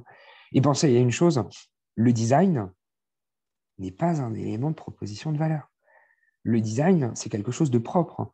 Il y a des gens qui aiment le jaune, il y a des gens qui aiment le bleu, il y a des gens qui aiment le gris, il y a des gens qui aiment le patchwork de couleurs. Bref, les goûts et les couleurs, c'est extrêmement subjectif. Par contre, des éléments de service, c'est extrêmement opérationnel. Et j'accélère un peu. En gros, de ce qu'on a évalué, des études marketing et de centaines de grilles tarifaires qu'on a pu constituer, le bon gap de prix entre deux catégories se situe entre plus 8 et à plus 20%. En gros, je suis dans l'idée de dépenser 200 € pour mon séjour. Je suis capable de dépenser 240, 250, 260 € pour me faire plaisir. Il faut que ça soit bien argumenté. Par contre, je dépense 200 €, c'est plutôt rare, enfin, je n'ai pas trop vu, que je sois capable de monter à 300 € sur mon séjour. Ou 350, voire 400. En gros, la moitié des hôtels du 64 maîtrisent cet aspect-là, font des bons progressifs. Par contre, les autres, soit ils ne l'optimisent pas, soit ils l'optimisent beaucoup trop. Donc, vendre aux bons clients, et à partir de là, on aura presque fini. La réputation est quelque chose de très important, ça a été dit tout à l'heure. Malheureusement, la classification ne nous aide pas à définir la qualité d'un produit, donc maintenant, on est tous à la merci de la réputation. C'est comme ça, c'est pénible, on ne pourra pas changer grand-chose, donc il faut jouer avec les armes en main. Et parmi les notes qu'on subit, alors même si bien sûr celle-là maintenant elle ne veut plus rien dire, la note générale, parce qu'on peut mettre 2 sur 10 et 10 sur tous les critères, bref, pas très logique. L'indicateur que j'aime le mieux, c'est le rapport qualité-prix. Malgré tout, c'est une bonne évaluation de ce que le client a apprécié comme qualité versus le prix qu'il a pratiqué. C'est extrêmement pertinent comme indicateur. Généralement, je me souviens d'un exemple d'un hôtelier qui était tout fier de me dire qu'il avait 9,1 de rapport qualité-prix. Et moi, je l'ai un peu interrogé. Je lui ai dit et tu es satisfait? Et il me dit pourquoi? C'est vachement bien. Je lui dis je te descends à 8,7 et tu gagnes 300 000 € de chiffre d'affaires. Tu prends ou tu ne prends pas? Il m'a demandé de dézinguer sa note. Donc, du coup, le but n'étant pas de dézinguer la note, bien évidemment. Mais en gros, quand on est à 9,1, il faut se poser des petites questions, surtout quand nous, les Français, nous sommes extrêmement sévères dans nos évaluations, de se dire, est-ce que ce n'est pas finalement trop peu cher? Est-ce que je valorise vraiment le service que je donne à mes clients et la qualité de mon produit? Mon sentiment, c'est que non. C'est que c'est bradé. Alors après, attention, faire attention à cet équilibre. Mais il y a des établissements, je les ai descendus à 7 sur 10. Dans le chiffre d'affaires, ça a pris des vraies bananes. Et en gros, arrivé à un moment, il faut se calmer. Parce que ça veut dire que le prix est vraiment en tension avec le produit. Donc là, à partir de là, il faut se calmer dans ces cycles de croissance et remettre une croissance de qualité. Mais quand c'est très élevé, généralement, c'est que ce n'est pas assez bien. Mais c'est plutôt bon signe. Et donc, sans surprise, aujourd'hui, vous êtes à plus de 90%, je crois, à avoir une note au-dessus de 8 sur 10. C'est colossal. Donc ça, c'est la bonne nouvelle de l'étude. En gros, vous avez un réservoir à valeur qui est énorme. Et ça, c'est bien. Et donc, ça veut dire que vous avez une vraie latitude à bien vendre vos produits et votre territoire. Donc, dans tout ce que je vous ai dit, si vous aviez un stress par rapport à la réaction de vos clients, aujourd'hui, c'est ce que disent vos clients. Vous avez des produits d'une très belle qualité et limite, c'est pas cher. Et ça, dans à peu près toutes les zones. Donc là, on est sur Pau. Imaginez la quantité d'établissements qui sont à plus de 8 sur 5. 8,5 sur 10, pardon. C'est énorme. Il y a un réservoir. Et pareil, dans le Béarn et Pays Basque intérieur, 8,5, 84% des hôtels ont besoin d'optimiser au prix. C'est chouette. Ça veut dire que les clients évaluent super bien. Vous pouvez progresser et faire comme lui. Lui, il a progressé ses prix. Pourtant, il a une super note. Donc, il peut faire mieux encore. On approche de la conclusion de l'étude. Donc là, nous avons recensé le nombre d'avis qui a été produit pour chaque hôtel. Alors, bien sûr, on l'a rationalisé par rapport au nombre de chambres. C'est sûr, j'ai un 100 chambres. Mécaniquement, je produis un peu plus d'avis qu'un 10 chambres. Et donc, ce qui se passe, c'est que dans l'ensemble du panel, en gros, on a une amplitude d'avis générés par chambre de 7. Les établissements de Pau sont ceux qui génèrent le moins d'avis par chambre. Alors, est-ce qu'il y a moins d'activité dans les autres? Je ne suis pas 100% sûr. Et dans la Côte Basque, on est en moyenne à 10 avis en moyenne par chambre. Alors, c'était la question qu'on se posait, est-ce qu'ils ont plus de taux d'occupation ou pas que les autres? Ben non. En gros, c'est très extrême. Vous avez 30% des établissements qui génèrent du 16 avis par chambre, donc des grosses machines qui arrivent à bien récupérer de l'avis et à encourager de la production d'e-réputation. Et vous en avez 30% qui sont inférieurs à cette moyenne. Donc, en gros, la moyenne est élevée dans la zone basque, mais parce que vous avez des très bons et des moins bons. L'idée étant, bien évidemment, d'augmenter votre visibilité. Plus on parle de vous, mieux c'est. En bien, bien sûr. Et dernier élément, on a fait un ratio entre la part de clientèle parlant français et langue étrangère. Et ce qui est très intéressant, c'est que derrière, ça permet d'observer. Alors, ce n'est pas extrêmement représentatif peut-être de l'état de vos réservations, de ce que vous vivez en mix de clients. Mais généralement, ça l'est. Généralement, ce qu'il y a comme typologie d'avis, c'est généralement ce qui se passe.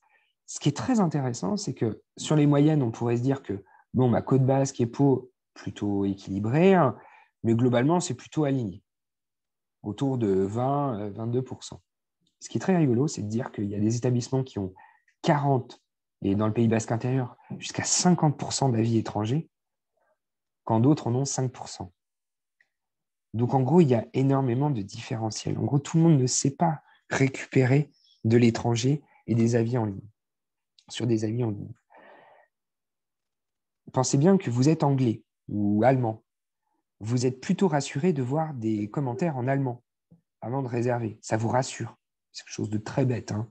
Vous iriez dans un hôtel à l'étranger, vous verriez plein d'avis français. Logiquement, peut-être je me trompe, mais vous iriez voir des avis français avant d'aller voir les avis des habitants locaux. Au niveau des conclusions et recommandations, surtout n'hésitez pas à poser des questions sur le sujet. Si on doit synthétiser, donc au niveau de la définition du bon moment, donc le Béarn et le Pays basque intérieur ont des beaux axes de progression, donc ça c'est cool. 58% des hôtels du département peuvent optimiser leurs opportunités de week-end et de ponts et autres dates fortes, donc avoir une visibilité partagée au niveau du taux d'occupation de la destination versus le sien a du sens pour tous.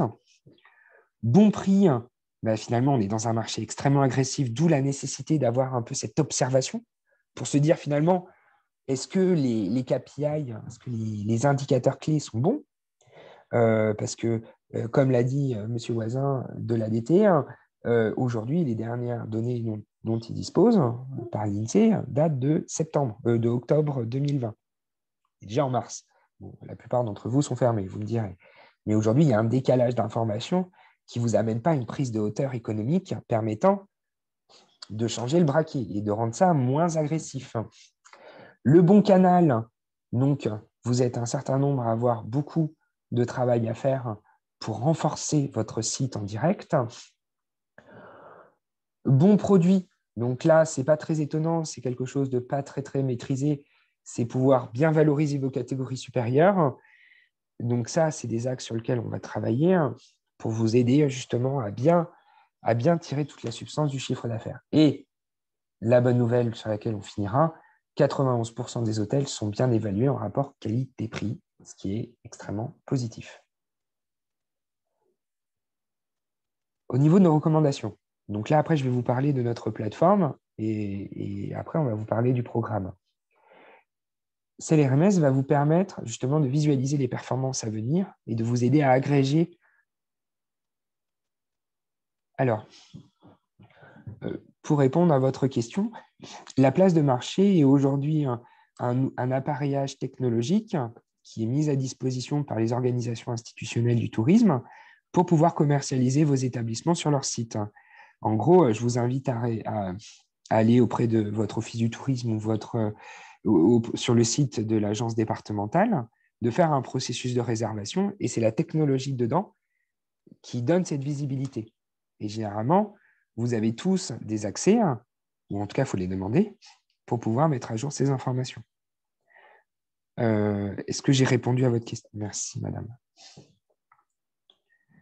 Et donc, au bon prix, du coup, est-ce qu'on pourra aller sur des formations et des ateliers pour pouvoir vous aider à prendre de la hauteur sur vos grilles tarifaires? Ça, c'est aussi ce qui est important, c'est que plus vous serez nombreux, plus vous serez engagés, plus vous donnerez de la matière au pilote de projet qui est le département à organiser ces éléments-là aussi. Ça dépend de votre mobilisation et à votre recherche de souhait. Mais je pense que vous avez tous des très beaux axes de travail pour augmenter votre chiffre d'affaires.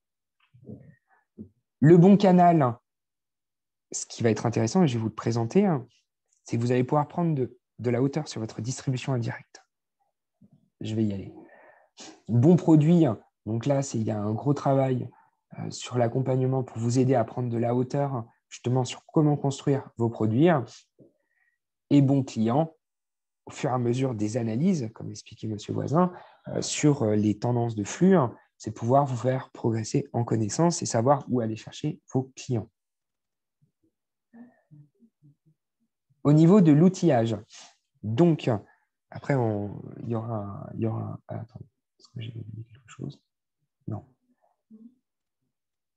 Donc, du coup, on vous met après, je laisserai parler sur cet aspect, mais en gros, on vous mettra à disposition une technologie qui récupérera 3 champs d'informations simples sur le début du programme, et après, je parlerai de la suite, que sont le nombre de nuitées que vous avez vendues de manière échue, à quel chiffre d'affaires hors taxe hébergement, et quel est votre stock disponible du moment.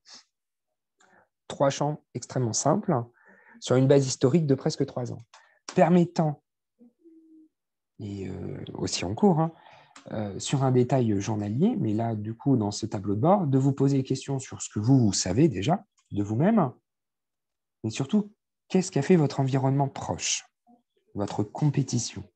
donc les hôtels qui vous ressemblent dans votre environnement. De manière à vous poser cette information, est-ce que ce que je fais est cohérent, est mieux ou pas? Et justement, d'arrêter de se poser la question que Paul se vend à 59 quand moi je me vends à 70. Eh bien, ouais, je fais bien de continuer de me vendre à 70 et laisser Paul à 59.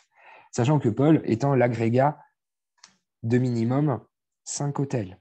Pour noyer, c'est une moyenne. On ne pourra jamais identifier votre propre performance. Vous la voyez, mais surtout, vous verrez la moyenne de celle de vos confrères. De se poser en termes de variation. Donc là, c'est des données que j'ai prises avant-hier soir, pardon. Sur février, donc cet hôtel, du coup, a une belle progression de son RevPAR. Si les informations ne sont pas complètes, elles n'apparaissent pas. C'est automatique. Donc là, pour explication, donc ça, c'est des hôtels en Seine-Maritime. Et il se trouve qu'il y a 2 hôtels dans ce panel qui sont fermés. Parce que du coup, ils n'ont pas souhaité ouvrir. Et donc, pour protéger l'anonymat des données, cela n'apparaît pas. Après, vous aurez cette analyse qu'on dit en jour type, du lundi au dimanche, parce que là, vous faites une appréciation de saisonnalité dans l'année, mais le jour type représente un peu votre capacité de segmentation. Est-ce que mes clients sont nombreux à venir les mardis, mercredis, jeudis? Est-ce que c'est le vendredi, samedi et dans quelle proportion? Et d'évaluer votre taux d'occupation de tous vos samedis en règle générale sur une année complète et versus votre environnement. Et du coup, de vous apprécier, est-ce que c'est performant, est-ce que c'est pertinent ou pas? Ça, c'est malheureusement, j'ai très souvent vu le prix moyen extrêmement lissé dans la semaine. J'avais un bon exemple à l'époque à Annecy où il y avait 98% de taux d'occupation tous les samedis de l'année. C'est hallucinant. C'est une très forte destination. Et par contre, le prix moyen, en gros, il faisait une vaguelette de 5 € sur les samedis, alors que tous les samedis étaient vendus, tous les samedis étaient contraints. Là, on lui a dit, tous les hôtels d'ailleurs, on leur avait dit, vous pouvez largement progresser de X nombre de pourcentage sur tous vos samedis de l'année. Ça va extrêmement vite en performance économique. Mais l'idée, c'est de s'en faire une appréciation collective. Et donc, on prendra une fois par mois une information simple, donc à l'installation, vous aidera à créer cette segmentation, de savoir quelle est votre part. Parce que ça, c'est des bons indicateurs, mais c'est que la surface de l'iceberg. Ce qui compte, c'est ça. Ça, c'est vraiment ce que je vous inviterai vraiment à regarder. C'est ça le plus important. Quelle est votre part de chiffre d'affaires dans un mois donné d'OTA? Donc, c'est de vraies données, d'un vrai hôtel. Donc, quand j'entends dire 70%, 80% de booking, j'en ai vu, c'est plutôt rare. Ce qui est positif. Et de vous faire une appréciation, finalement, un peu de votre part de marché d'OTA, de direct, de groupe, de tour opérateur, etc. Donc, le niveau de segmentation est plus ou moins profond en fonction des hôtels du panel. De pouvoir vous poser la question, est-ce que c'est logique? Est-ce que vous êtes bien? Est-ce que vous pouvez mieux faire? Sur ces 4 tableaux, vous pouvez vous poser déjà un bon millier de questions qui sont extrêmement simples. Attendez. Et de manière aussi, pour vous, ça c'est des extraits du logiciel, pour vous hôteliers. Ou en définitive, vous pourrez mettre par cette actualisation, du coup, cette donnée journalière. Bon, ça, généralement, vous en avez une appréciation. Quoique, j'ai vu beaucoup d'hôtels comparer en jour civil leur équivalence, en gros, qui comparent un 13 mars 2021 avec un 13 mars, disons, 2019. Non. Là, c'est un samedi. Donc, il faut comparer des pommes et des pommes. Et en gros, ces pommes sont comparées versus les autres. Donc là, dans cet exemple, donc du coup, c'est un screenshot. La dernière date d'actualisation, c'était au 13 mars. Donc, vous voyez, c'est assez rapide. Et de savoir, finalement, la semaine dernière, qu'est-ce qui s'est passé? J'ai pris un bouillon, c'était plus mieux.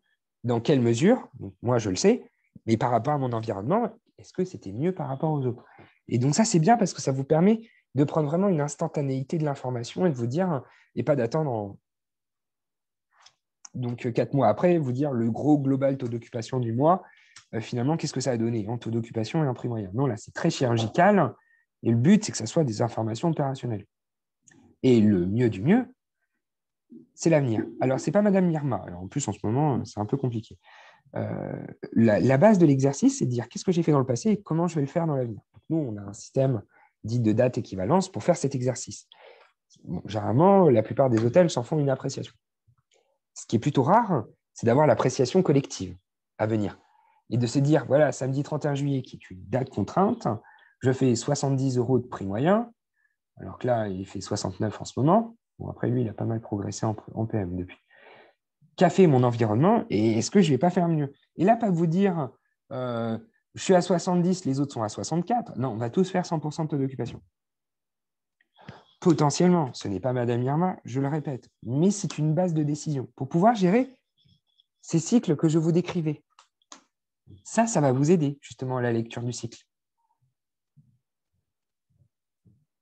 Et voilà, j'ai terminé pour ça. Je vous remercie.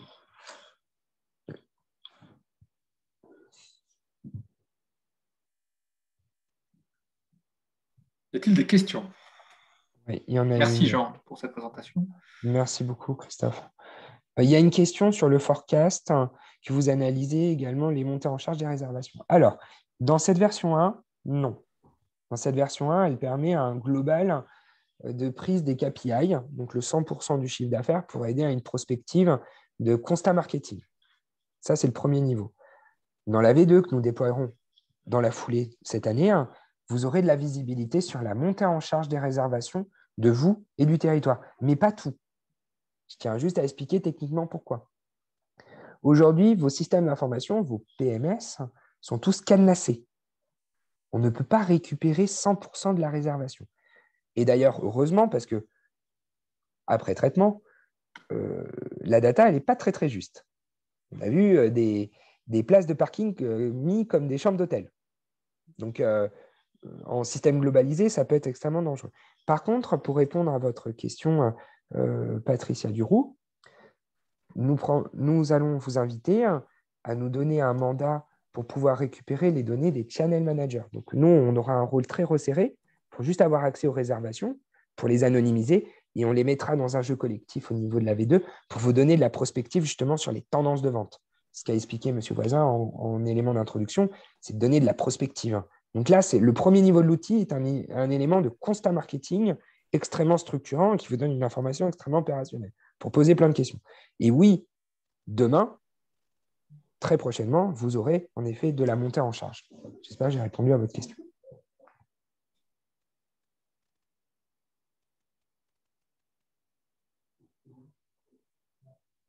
Merci. OK. Très bien. Je vais laisser la parole à... S'il n'y a pas d'autres questions, vous pouvez les poser après. Pendant, je vais laisser la parole à Martial pour une petite synthèse de tout cela et voir en tant que professionnel lui aussi comment il appréhende l'outil. Oui, bonjour à tout le monde. Donc, oui, après cette présentation assez technique, et je pense que tout le monde est intéressé, bien que ça soit assez riche. Mais oui, juste un petit mot pour dire que donc on a reçu un petit peu l'annonce de votre projet il y a quelques temps. Et j'avoue que c'était une très, très bonne nouvelle parce qu'on a tout à y gagner. C'est-à-dire que nous, on voit le projet un petit peu en deux phases, ou deux aspects, on va dire. C'est l'aspect déjà personnel de l'hôtel, en disant que c'est un outil qui va pouvoir nous faire progresser. On a bien vu, surtout au niveau tarification et stratégie de vente. Mais l'autre point qui a vraiment suscité notre attention, c'est d'un niveau global. C'est-à-dire que c'est enfin un projet qui montre qu'on a tous à gagner à être ensemble. C'est-à-dire que le but, c'est de collecter toutes les données de nous tous hôteliers et avoir une image et un comportement de la clientèle dans la région qui va beaucoup nous servir dans nos stratégies de vente et marketing. Et ça, c'est un élément aussi qui est aussi autant important que l'optimisation de notre chiffre d'affaires à travers les stratégies tarifaires qu'on a vues avec cet outil, qui est très, très bien fait. Mais également le fait que plus de monde y participera, plus on aura des données fiables pour vraiment bien programmer nos stratégies tarifaires et stratégies de vente. Et ça, c'est un outil qui n'existe n'est pas répandu en France. Et vraiment, c'est une opportunité de l'avoir. Et franchement, ce projet, je pense on a tout à y gagner. Et je pense pas mal de régions envient un petit peu cette stratégie. Et que la DT et la région aient mis ça sur pied. Je pense que c'est une très, très bonne initiative. Et c'est une occasion qu'il ne faut pas louper. Je pense qu'on a tout à gagner à avoir cet appui, cet outil et surtout cette base de données qui va pouvoir vraiment nous aider à optimiser nos ventes et nos taux d'occupation. Donc oui, en tant qu'hôtelier, je suis très très partant et je pense qu'en parlant avec d'autres collègues, on voit vraiment l'intérêt. Ça paraît un peu flou au départ et le handicap, c'était encore un outil qu'on va nous proposer. Non, c'est pas un outil qu'on nous propose, c'est une stratégie, c'est un projet régional, enfin départemental plutôt, et qui est vraiment au bon moment et performant. Et cet outil va nous permettre justement d'aller droit vers ces objectifs. Et je pense qu'on a vraiment tout à gagner à participer à ce projet. Donc l'UMIH que je représente avec Jean-Pierre qui n'a pas pu venir ce matin, mais qui aussi soutient évidemment ce projet. On est vraiment enthousiaste et on recommande vraiment à chaque hôtelier d'y participer parce qu'on a tout ça à y gagner et plus on sera nombreux, plus ça sera profitable. Donc je reste aussi à disposition pour les personnes qui ont des questions pas techniques parce que R&D avec M. CRR est mieux placé que moi, mais on peut en discuter et franchement, c'est un beau projet. Merci beaucoup, Martial. Merci beaucoup pour ce retour. Alors, pour conclure, donc, et de façon synthétique, hein, donc, vous avez très bien perçu effectivement les avantages que pourrait vous procurer l'outil. Ce que l'on propose donc, dans le cadre du programme qui sera déployé donc, dans les semaines qui viennent, c'est un accès donc, à la plateforme RMS que vous a présenté donc, Jean l'ARR, donc une licence qui vous sera donc, donnée, un coaching individuel donc, par un des spécialistes de R&D et technologie sur l'appropriation donc, de l'outil, l'analyse de la donnée. Ensuite, donc, l'idée, c'est d'installer en fait, et d'intégrer cette action dans le réseau tel qu'il existe aujourd'hui, notamment donc, le réseau des professionnels, donc, des fédérations donc, de l'UMI et des CCI. Au passage, donc, je les remercie parce que les deux CCI ont participé à tout le montage du projet, donc sont à nos côtés. Pour également donc, appuyer les professionnels donc, à travers ce réseau. Et enfin, donc, un programme d'accompagnement personnalisé en fonction des besoins qui seront identifiés une fois que les hôtels seront connectés donc, et en fonction donc, des données qui remonteront, donc des programmes d'accompagnement personnalisés qui seront mis en place pour chacune des entreprises dans la démarche. Voilà, alors l'ensemble de ces services, entre guillemets, ont un coût. Le principe, c'est une prise en charge maximale de ce coût par l'ADT, qui a sollicité par ailleurs la région de Nouvelle-Aquitaine pour participer financièrement au projet. Voilà. L'idée, c'est que c'est un coût très faible au final pour les bénéficiaires. Et donc, on a édicté en fait, les tarifs que vous avez ici, qui sont variables selon la taille des hôtels. Donc, 150 € par an pour les 20 chambres et moins, et 250 € par an pour les plus de 20 chambres. Voilà, donc ce sont des coûts qui sont minimes. Alors, encore une fois, donc, la prise en charge, elle est avant tout ADT et région. Voilà, et on vous a mis en fait le coût de l'outil et des licences qui sont de 80 € hors taxe par mois et par hôtel. Donc c'est ce coût-là qui est principalement pris en charge par l'agence. Voilà, on a souhaité quand même que les professionnels s'engagent un minimum dans la démarche à travers une participation financière aussi minime soit-elle, mais c'est important en fait pour nous et pour la poursuite de l'action que les professionnels s'engagent de cette manière-là. Voilà, alors la façon dont ça va se passer maintenant. Les webinaires ont eu lieu, c'est le dernier aujourd'hui, donc tout vous a été présenté, l'audit et l'outil. Donc vous allez recevoir un mail en suivant qui va vous orienter vers un Google Form qui vous permettra en fait de manifester votre intérêt pour la démarche. Voilà, vous recevrez ensuite un courrier de confirmation qu'il faudra signer et nous renvoyer pour attester que vous rentrez bien dans la démarche. Donc cette phase de recrutement entre guillemets démarre maintenant et s'achèvera donc d'ici un petit mois jusqu'au 16 avril.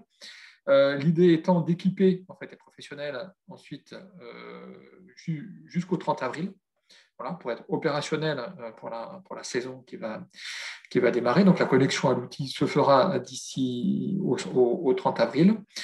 Et ensuite, donc, le déroulement du programme tel qu'il est prévu, la prise en main de l'outil, l'analyse des données, l'accompagnement par l'ensemble de l'écosystème, donc du 1er mai au 31 décembre de cette année. L'idée étant évidemment de reconduire l'année prochaine cette action. Donc, on a un engagement implicite qui est sur 3 ans. Donc, ça a de l'intérêt que si, évidemment, ça perdure dans le temps. Voilà, donc les éléments de calendrier et de mise en œuvre. Je ne sais pas si vous avez des questions. Christophe, je crois que Claude Romero voulait prendre la parole. Ah oui, Claude, vas-y. Ouais. Oui. Pardon. Je voulais dire à Jean, encore une fois, bravo, et je crois que le silence entre chaque pilier de cette stratégie, le bon moment, le bon produit, le bon canal, je crois que le silence des participants, c'était parce qu'on était encore une fois hyper captivés. Et c'est un boulot énorme. Enfin, vraiment, voilà. Moi, j'adore ces sujets-là. Je pense que le message est passé. Jean Pédeonta avait dit l'autre jour, j'avais trouvé ça rigolo, je me l'étais marqué, du coup, je mets des guillemets, je l'attribue à Jean, mais je me sens encore une fois plus intelligent après la présentation qu'avant. Et c'est vraiment ça, quoi. On prend le temps de se poser pendant 2 heures, 2 heures et demie. Ça fige un constat sur le territoire, donc c'est chez nous, ça nous parle. Ça parle de nos entreprises, de notre métier, du chiffre d'affaires. Enfin bon, c'est super. Je trouve que c'est aussi d'utilité publique. Tout le monde devrait écouter ça, tout le monde. Après qu'on y aille ou qu'on n'y aille pas, c'est bon. Mais tout le monde devrait écouter ça, tellement c'est bien fait et tellement c'est captivant. Moi, je crois que l'UMI Béarn avec Lionel et Yves, et puis même tous les hôteliers, tous les copains, tous les collègues, tous les confrères, parce qu'on n'est pas des concurrents, voilà, il faut qu'on y rentre tous dans ce dispositif. Donc, il faut vraiment que jusqu'au 16 avril, on en fasse la pub. Et puis après, on va se laisser porter par le programme. Au moins, on aura ouvert nos chakras, quoi. Au moins, ça sera intéressé au truc et ça va être aussi bénéfique au territoire. Ça va être, c'est gagnant-gagnant, quoi. Voilà, juste ce que je voulais dire. Merci beaucoup. Très bien, merci. Il y a une série de questions. Oui, Jean, vous avez des questions. Une série de questions. Donc, tout d'abord, pouvez-vous nous indiquer s'il est prévu du marketing d'influence et quelles en seront les tendances? Alors là, je vais passer la parole à Émilie Roy, qui nous a rejoint et qui est la responsable marketing de l'agence, qui va répondre à la question. Oui, bonjour, bonjour à tous, vous m'entendez bien? On ne se voit pas. Mais je crois que j'ai la vidéo bloquée. C'est pas grave, je peux vous répondre quand même. Une question effectivement qui un peu à distance, enfin un peu plus éloigné du sujet de ce matin, mais qui peut tout de même être bien lié. Marketing d'influence, chez nous, piloté par l'ADT, c'est ça la question, hein. Voilà. Sachez que nous, alors on a deux stratégies un peu différentes sur le Béarn et sur le Pays Basque. En ce qui concerne le Béarn, effectivement, on a proposé tout dernièrement aux offices de tourisme avec qui nous travaillons une stratégie justement de marketing d'influence basée sur trois typologies d'influenceurs, hein, les nano-influenceurs, les influenceurs, et puis on avait mis d'un côté les influenceurs espagnols. Donc c'est en cours et certains territoires se lancent aux côtés des pros plutôt sur l'aspect nano-influenceur du côté du Béarn. C'est déjà un premier pas d'accueillir ces influenceurs de moins de 10 000, on va dire 10 000 followers. Et en ce qui concerne le Pays Basque, on a la chance d'avoir déjà beaucoup d'influenceurs qui vivent sur notre territoire, qui en parlent beaucoup déjà. On a fait le choix de ne pas forcément aller sur ces stratégies d'influence sur le marché français. En revanche, dans le cadre de la marque Biarritz Pays Basque, il y a des actions prévues et notamment un très gros accueil d'influenceurs allemands qui devait avoir lieu l'année dernière et qui, on l'espère, aura lieu cette année. Ça fait partie des stratégies. Donc oui, marketing d'influence, mais essentiellement sur les marchés étrangers. Voilà. Ok. Je ne sais pas si je vous réponds à votre question. Voilà. Merci, Émilie. Une autre question qui concerne les maisons d'hôtes et location de gîtes et gîtes de groupe. Jean? Alors, très clairement, aujourd'hui, non, pour répondre aux choses, hein, parce qu'aujourd'hui, l'idée étant de comparer des pommes et des pommes. Et bien évidemment, il y a des chambres d'hôtes et des gîtes qui sont extrêmement bien structurés en termes de commercialisation. Et aujourd'hui, nous sommes appelés dans de nombreux territoires sur cette thématique. Aujourd'hui, nous solidifions le déploiement pour l'hôtellerie et l'hôtellerie de plein air. Mais il n'est pas impossible que, bien évidemment, on attaque le marché des meublés en termes de partage d'informations. Après, ce qui est très complexe, c'est toujours la notion de système d'information. En gros, dans les hôtels, c'est déjà extrêmement compliqué parce qu'il y a trop de systèmes d'information. Dans les campings, c'est très facile parce qu'ils ne sont pas très nombreux. Donc, du coup, c'est très riche. Au niveau des meublés, c'est pareil, c'est extrêmement diffus. Et en gros, on ne peut pas faire de magie sur des plannings qui sont saisis sur des cahiers, quoi. Donc, et attention, ce n'est pas le cas de tous, hein. Beaucoup de meublés sont extrêmement bien équipés. On en a formé. Mais aujourd'hui, pour répondre à la question, c'est pas dans les tuyaux, en tout cas à court terme, pour dire les choses très clairement. Ce n'est pas un manque de volonté, c'est simplement une question de technologie. J'espère que j'ai répondu à votre question. Très bien. Dernière question, enfin, je ne sais pas si c'est la dernière, mais il y a une autre question donc, concernant les tarifs affichés. Est-ce que ces tarifs seront maintenus sur les 3 années à venir? On l'espère, mais on ne peut pas le garantir. Pour 2 raisons. C'est qu'aujourd'hui, nous n'avons pas la certitude que la région Nouvelle-Aquitaine participera financièrement au programme. Voilà. On a de bons signaux, de bons indicateurs, mais on n'a encore pas donc, une certitude totale là-dessus. Ça, c'est le premier point. Le deuxième point, c'est que la version 2 en fait, du logiciel, qui sera développée à partir de l'année prochaine, aura un coût fixe. Et donc, en gros, plus il y aura d'hôtels qui seront dans la démarche, moins ça coûtera à ceux qui y participent. Voilà. Aujourd'hui, on a un coût qui sera on a un coût qui est proportionnel. Hein, on a un coût par licence sur la version 2 du logiciel qu'a évoqué tout à l'heure Jean. On a un coût fixe et donc de fait un coût qui diminue par unité quand on a beaucoup d'hôtels. Voilà. Donc pour cette raison-là, on pense pouvoir maintenir des prix relativement bas. Voilà. Après, on se laisse aussi l'année 2021 pour que l'outil fasse ses preuves auprès de vous, que vous l'appropriez et que vous en ressentiez également tous tous les bénéfices, quoi. Voilà. Donc, on se redonnera rendez-vous en fin d'année avec les deux UMI, on fera un bilan, voilà, et ensuite on reviendra vers vous pour la poursuite de l'opération avec des tarifs qui seront adaptés au plus juste et qui, j'espère, seront dans ces eaux-là, dans la même catégorie de tarifs. Voilà. Une question sur l'adhésion à l'UMI, obligatoirement adhérer à l'UMI. Alors, nous, on en a parlé avec les fédérations. En plus, ce sont des fédérations qui, traditionnellement, mènent des actions, y compris pour les non-adhérents. Donc, en fait, il n'est pas l'hôtelier n'est pas obligé d'adhérer à l'UMI pour pouvoir bénéficier de cette démarche-là. Voilà. Je ne sais pas s'il y a d'autres questions. Auquel cas, donc on va conclure. Vous avez donc le nom des contacts qui a été affiché, voilà, dans les différents organismes.